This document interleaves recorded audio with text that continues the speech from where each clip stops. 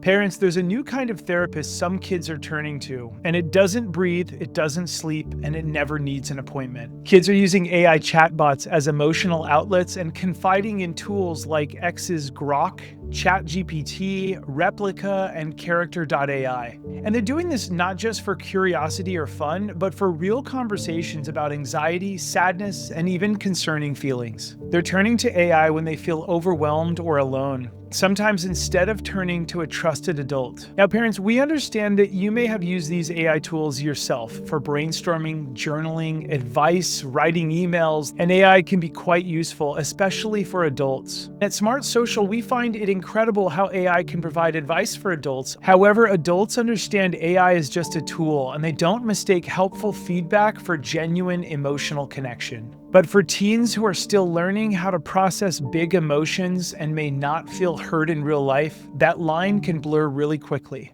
Now, before we tell you about the dangers of teens turning to AI for emotional support, we want to tell you a little bit more about how you can learn each week at our parent engagement events at smartsocial.com. Remember that we host 50+ live online virtual events on major social media topics each week that help you keep your kids safe on social media so they can someday shine online. You can learn more at smartsocial.com about some of our next virtual online events that'll help you with screen time safety, dangerous challenges, the most popular apps like Instagram, TikTok, Snapchat, disappearing messages, video games, and a whole lot more.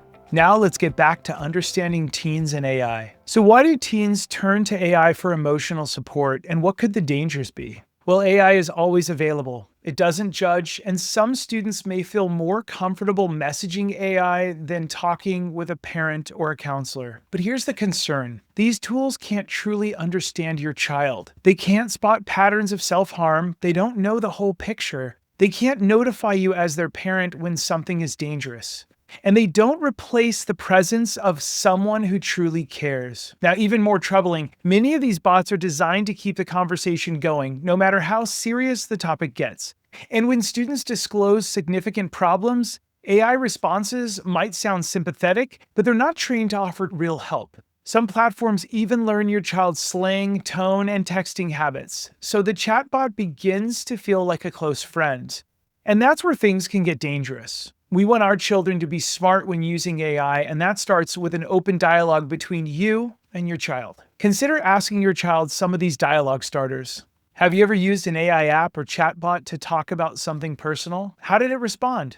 Most importantly, what can I do to make it easier for you to come to me when something's bothering you? Remember to make it clear that AI can be helpful to your kids for things like studying or creativity, but it's not a replacement for human connection or real support. Because support isn't just about having the right answers, it's about being seen and heard by someone who truly understands, a trusted parent or guardian like you. Parents, we here at smartsocial.com care about you and want your family to be safe. Make sure whatever you post is light, bright, and polite, because our kids are watching what we do online. We'll see you on the next episode.